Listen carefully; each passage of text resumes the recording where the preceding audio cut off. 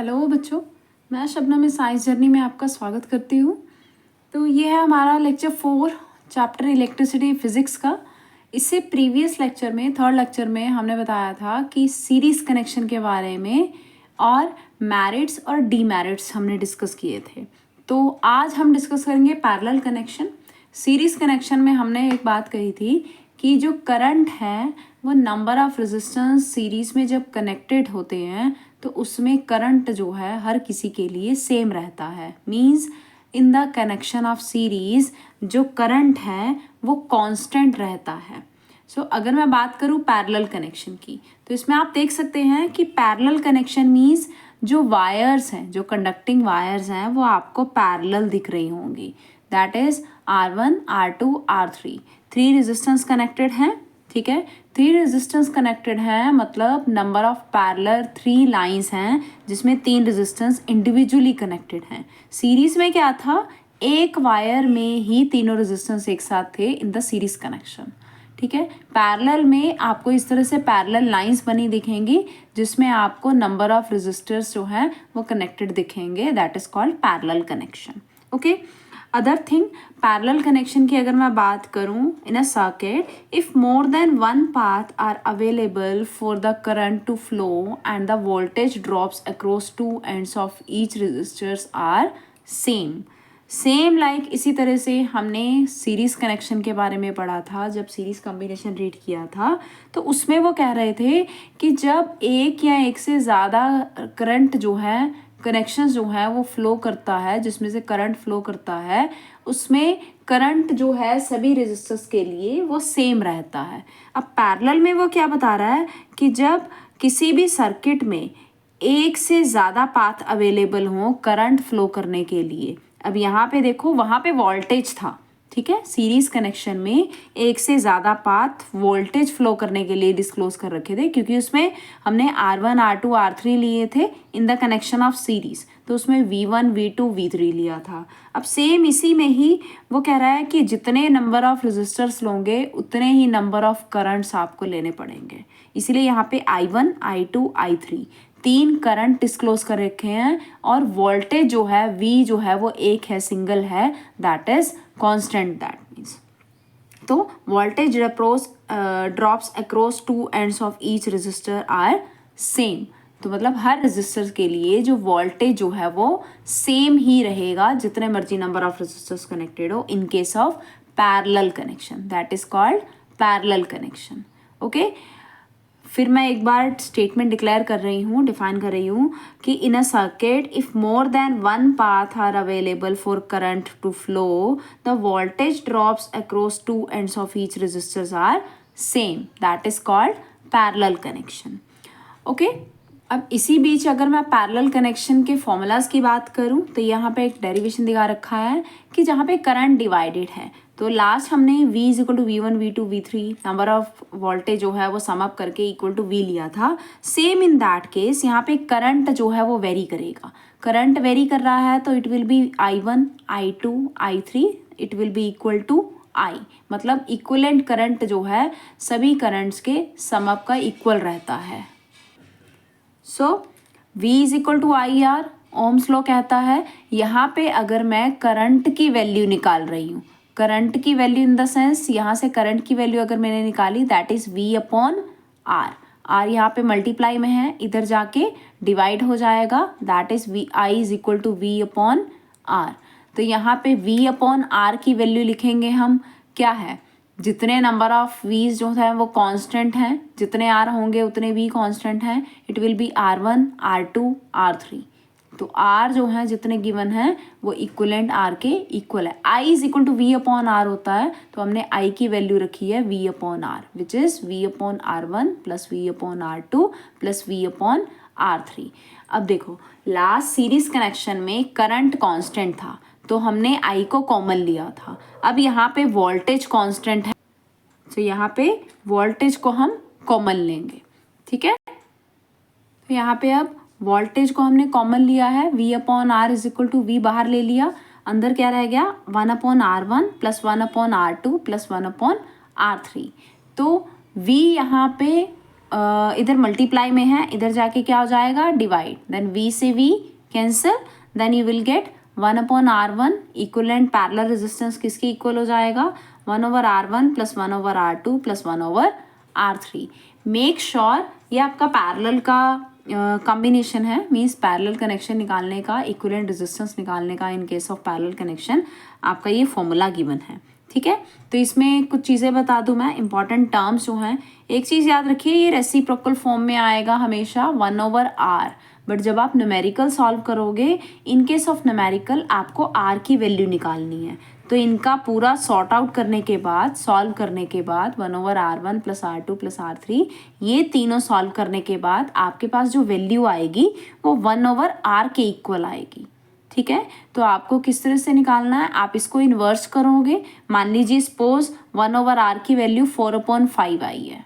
ठीक है, तो आपके पास R की वैल्यू कितनी आ जाएगी, इसको इन्वर्स करोगे तो आंसर भी इन्वर्स हो जाएगा, then it will B 5/4 Om.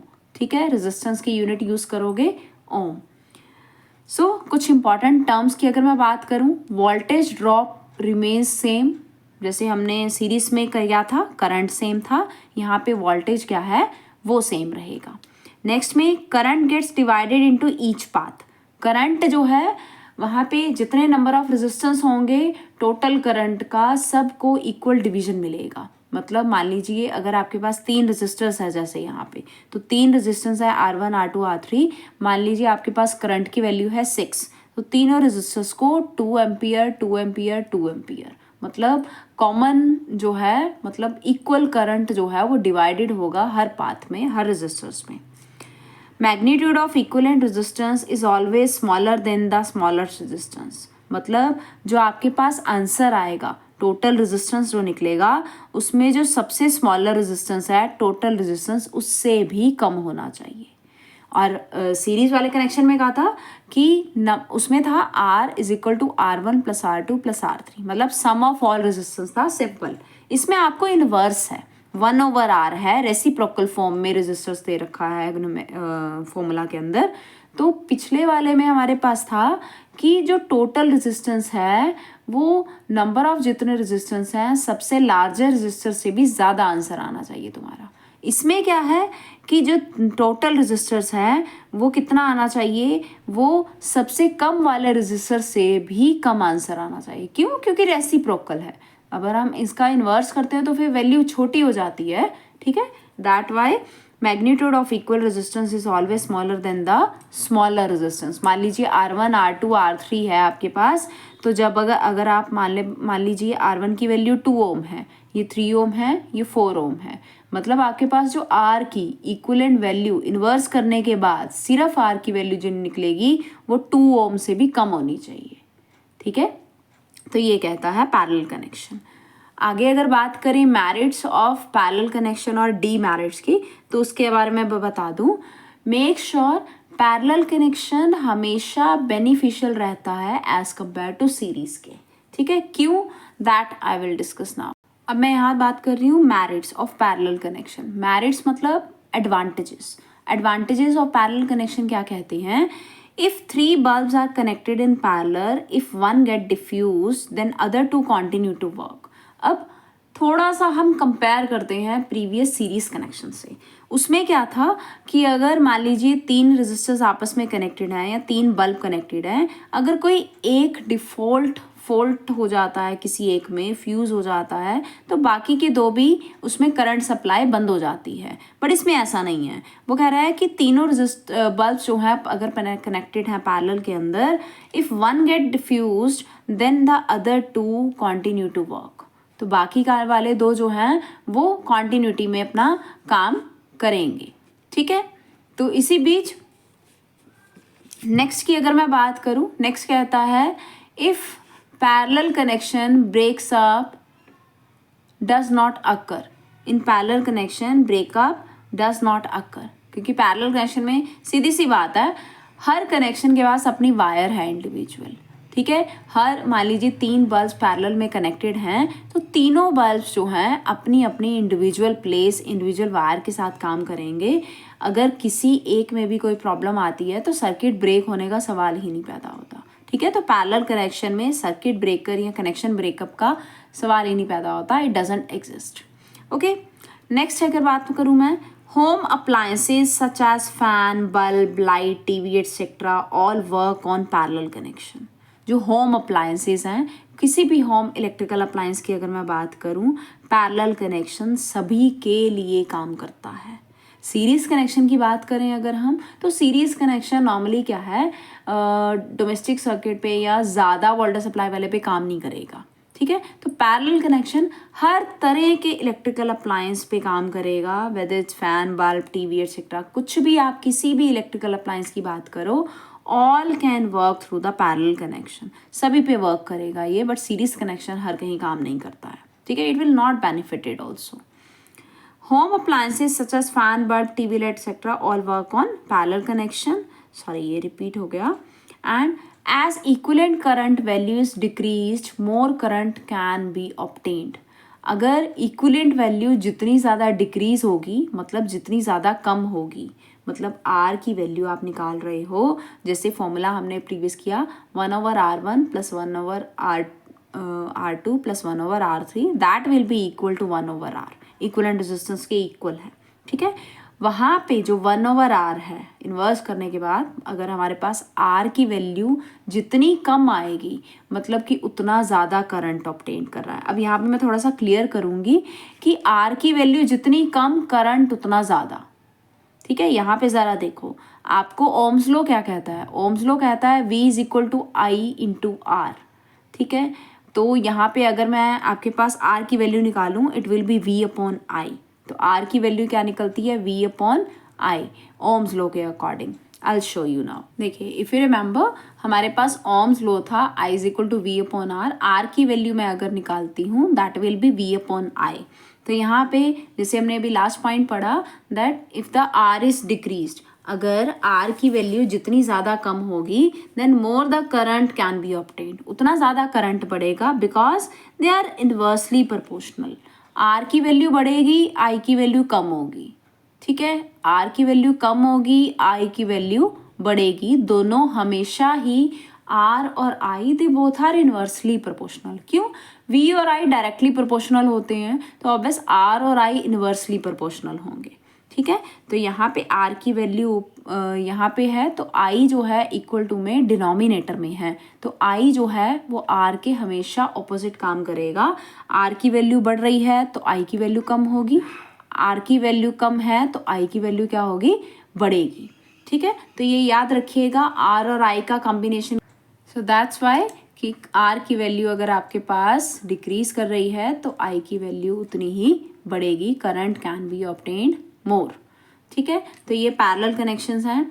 Make sure याद रखिए कि पैरेलल कनेक्शन हमेशा बेनिफिशियल है as compared to series connection के। अगर इनकेस आपके पास क्वेश्चन रहता है कि what will be more benefited, parallel और series, and justify the statement, ठीक है, ये क्वेश्चन अराइज होता है, तो इसमें आप मेंशन करोगे कि पैरेलल कनेक्शन जो है वो ज़्यादा बेनिफिशियल है एज़ कम्पेयर टू सीरीज़ के। तो उसमें आप सीरीज़ के मेरिट, डीमेरिट्स, या पैरेलल और सीरीज़ दोनों के मेरिट्स जो हैं वो आप कंपेयर कर सकते हो। जैसे आप इसी से ही अंदाज़ा लगा सकते हैं कि 3 बल्ब कनेक्टेड पैरेलल में है, एक फ्यूज़ हो गया तो बाकी के दोनों को कोई फ़र्क नहीं पड़ेगा, it will continue to work, ठीक है। But in case of series ऐसा नहीं था, उसमें अगर एक बल्ब आपका ख़राब हो रहा है तो बाकी दोनों जो हैं उस पर करंट सप्लाई बंद हो जाएगी, तो वहाँ पे वो काम करना बंद कर जाएंगे, if the one will not work, okay. तो आप यहाँ पे कंपेयर कर सकते हैं मेरिट्स को पैरेलल और सीरीज कनेक्शन के, ओके। चलिए, ये होता है हमारा पैरेलल कनेक्शन खत्म। यहाँ पे सीरीज़ और पैरेलल कनेक्शन के न्यूमेरिकल्स आते हैं। आई एम रिपीटिंग नाउ कि उस पर न्यूमेरिकल्स पे फोकस करना ज़रूरी है, ठीक है। मैं आपको कुछ न्यूमेरिकल्स शेयर करूँगी नेक्स्ट वीडियो पे, तो हम उसको सॉल्व करने की ट्राई करेंगे in the connection of series और पैरेलल बोथ, ठीक है। दोनों तरह से न्यूमेरिकल आते हैं, कई बार स्टेटमेंट आती है आपको सॉल्व करना होता है, कई बार वो सिर्फ सर्किट ड्रॉ करता है, ठीक है। सर्किट ड्रॉ करने के केस में आपको मेंशन नहीं करेगा वो कि वो पैरेलल है या सीरीज़ है, आपको सर्किट देख के बताना पड़ेगा एक सीरीज़ है या पैरेलल है, ठीक है। Then you will apply that formula of particular parallel और सीरीज कनेक्शन, ओके कोई बात नहीं, I sort it out the numericals also in case of series और पैरेलल कनेक्शन, बोथ स्टेटमेंट और सर्किट दोनों वाले करेंगे, ठीक है। बाकी बने रहिए, please like share and subscribe the videos, because views आ रहे हैं बट सब्सक्राइबर्स उतने नहीं हैं, ओके। तो turn on the notification and subscribe कर लीजिए लेटेस्ट वीडियोज़ अपलोडिंग के लिए भी, ओके। C you now.